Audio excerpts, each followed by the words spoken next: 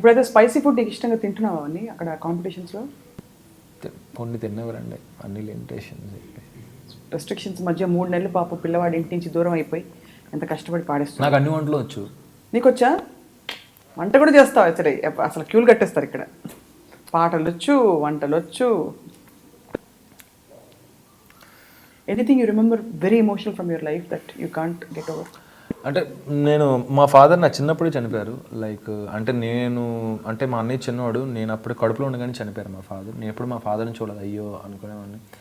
And 6th class వరకు మా father గురించి అడిగితే లైక్ మీ నాన్న అమెరికాలో ఉన్నాడని చెప్పారు తప్ప చెప్తే ఎక్కడ బాధపడతామని చెప్పలేదు. తర్వాత అలవాటు అయిపోయింది. అంటే మా నాన్న నేను లోటుని మా ఇంట్లో వాళ్ళు తీర్చారు. మా అమ్మగారి సైడ్ మావయ్య వాళ్ళు అందరూ అంత బాగా చూసుకున్నారు. అదే ఇందాక చెప్తే అర్థమైంది కొంచెం, బట్ ఏమైందో తెలియదు కాబట్టి అడగలేదు నేను. బట్ నువ్వే చెప్పావు.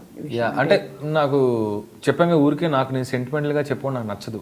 అంటే అది రాను ఏమైపోయిందంటే నేను ఒకటి స్ట్రైట్గా మాట్లాడతాను. ఒక 10 ఏళ్ళ కిందట ఏం మాట్లాడినా, ఏమండి ఎలా ఉన్నారు, బాగున్నారు, ఏంటి అని చెప్పి ఇరుగు పొరుగు వాళ్ళు మాట్లాడుకుంటూ ఉంటే అన్నీ షేర్ చేసుకునేవాళ్ళు. ఇప్పుడు రాను ఏమైపోయిందంటే ఆ షేర్ చేసుకోవడం స్టైల్ అయిపోయింది, పాష్ అయిపోయింది. అంటే చాలామందికి నామోషి కూడా అయిపోయింది. అమ్మో ఇలా చెప్తే ఎందుకు నా గురించి అనవసరంగా చెప్పడం, అడగకుండా నా గురించి కాదు. నేను నార్మల్గా మాట్లాడతాను. అంటే ఇట్లాంటి సెన్సిటివ్ ఎమోషన్స్ అనే కాదు, నేను నార్మల్గా అంటే నవ్వు ఈ ట్రెండ్ గురించి నేను నార్మల్గా మాట్లాడతాను. లైక్ ఏమైనా షేర్ చేసుకుందామన్నా భయం వేస్తుంది. ఏమైనా షేర్ అంటే ఎవరు ఎలా తీసుకుంటారో తెలియదు. రైట్. సో సెంటిమెంట్ క్రియేట్ చేసుకుంటున్నాడు, ఓవర్ యాక్టింగ్. అంటే మేబీ నేను అలాగే అనుకుంటాను. ఎందుకంటే it's a human psychology, it's a human tendency. అందరూ కూడా అలాగే ఆలోచిస్తారు. అందరూ మంచిగా ఆలోచించాలని రూల్ లేదు కదా. సో ఎవరు తీసుకున్న దీన్ని బట్టి ఉంటుంది. ఇంతకుముందు ఆ మాటలు సరదాగా ఉండే, ఎప్పుడైతే ఈ ఫోన్లు వచ్చాయో అన్నీ పోయాయి. ఎప్పుడైతే ఈ సోషల్ నెట్వర్కింగ్ ఇది వచ్చిందో అన్నీ పోయాయి. అందరూ కూడా stars. So you miss dad a lot. Yeah. And even నేను ఒకటి చెప్తానండి, నాన్నగారు ఎలా పోయారు? యాక్సిడెంట్లో.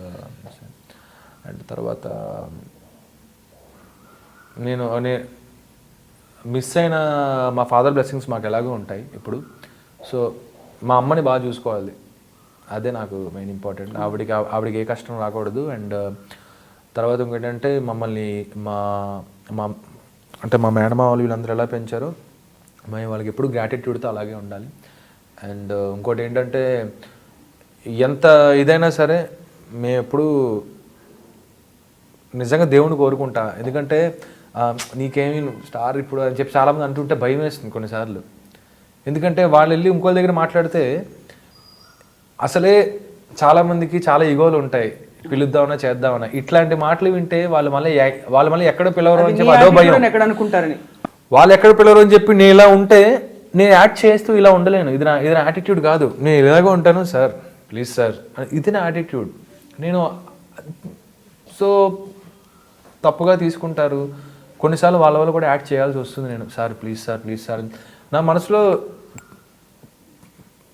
అంటే even I can't express some times. Like నా మనసులో ప్యూర్గా ఇది సార్ నాకు అవకాశం ఇవ్వండి సార్, నేను పాడాలని ఉంటుంది. ఎన్నిసార్లు చాలామంది దగ్గర తిరిగాను. కొన్ని పేర్లు చెప్పలేను ఇప్పుడు. వాళ్ళు top most music directors in Bollywood. ఎన్నిసార్లు వెళ్ళాను, స్టూడియోస్కి వెళ్ళాను, వెయిట్ చేశాను, కాల్ రాలేదు, రెస్పాన్స్ రాలేదు, ఎవరు ఇవ్వలేదు.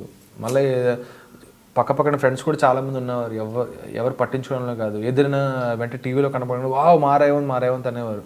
అంటే ఓకే, మనం టీవీలో కనబడితే వావ్ రేవంత్ లేదు, సంథింగ్ ఏదో క్రియేట్ చేసుకోవాలి, సంథింగ్. ఓకే మ్యూజిక్ అని వచ్చాను, నాకేం రాకపోయినా అందరూ వచ్చి మ్యూజిక్ వచ్చిన వాళ్ళే ఏమీ సాధించడం లేదు, ఇంకా నువ్వేం పీకుతావు అన్నారు చాలామంది. నాకేమనిపిందంటే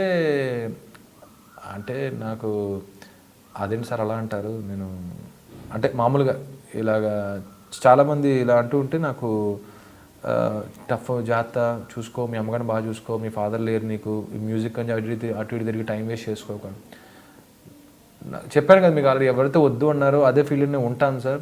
కష్టమైన నష్టం, రూపాయి వచ్చినా 10 రూపాయలు వచ్చినా 1 కోటి రూపాయలు వచ్చినా ఇదే ఫీల్డ్లో ఉంటాను నేను. అప్ అండ్ డౌన్స్ అనేది కామన్ ఎవరికైనా. బట్ కానీ నాకు నా నమ్మకం ముందు తీసుకెళ్తుందండి, ఆల్ పాజిటివ్.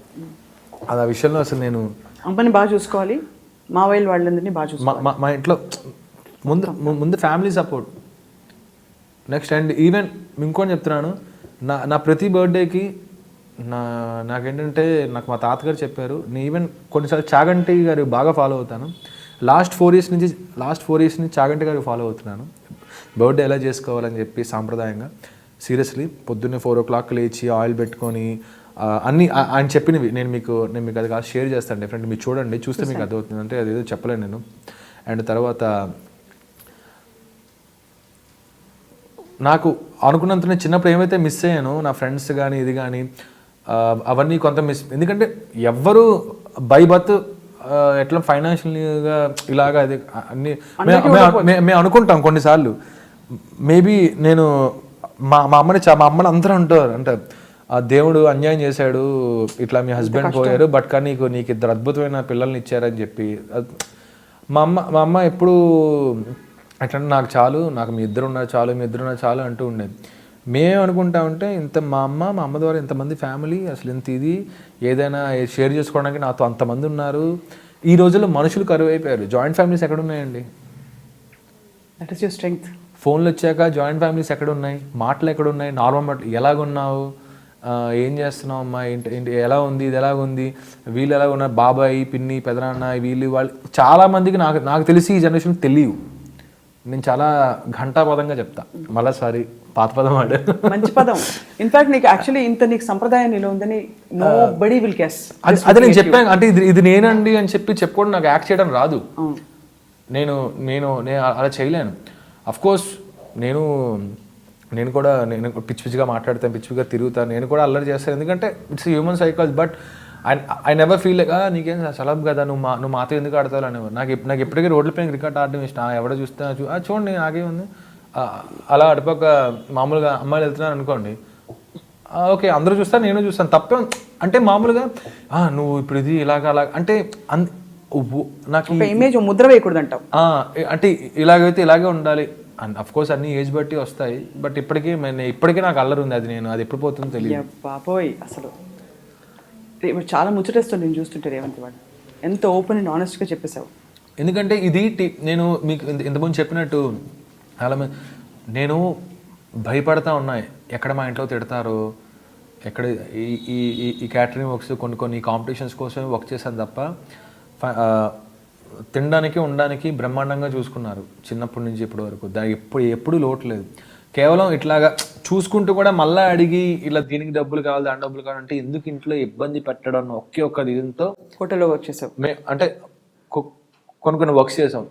అండ్ పొద్దున కాలేజ్, సాయంత్రం వర్క్స్, పొద్దున కాలేజ్, సాయంత్రం ఇలా బాధపడలేదా? అమ్మకి చెప్పలేదేమో. మా అమ్మకి తెలియదు ఈ విషయం. అండ్ తర్వాత మా ఇంట్లో కొంతమంది అక్కడ నో ప్రాబ్లం, హార్డ్ వర్క్ చేయి, మంచిదే. ఎందుకంటే మా ఇంట్లో అందరూ కూడా ఇది లేకపోతే దీని వాల్యూ ఏంటి అని చెప్పి మాకు చిన్నప్పటి నుంచే తెలుసు.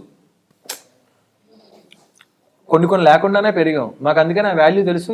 ఎప్పుడు దాన్ని ఓవర్ క్రాస్ చేయలేదు. ఉంది కదా అని చెప్పి ఇప్పుడు కార్లో తిరుగుతున్నా, ఇందులో తిరుగుతున్నా అన్నది మాత్రం ఇది ఎందుకు కాదు. ఓకే, పెరిగి పెద్ద అవుతున్నాం, ఇవి కూడా యాడ్ అయ్యాయి, అంతే, అంతమించి ఇంకేం కాదు. You've come really long way Revanth. చాలా అమ్మ చూసి చాలా సంతోషపడుతుంది ఇవాళ ఎపిసోడ్ చూస్తే. అండ్ తప్పకుండా అండి. Hi hello, this is Revanth. Watch my exclusive interview on I dream along with Kuhu Swapna garu. Thank you so much.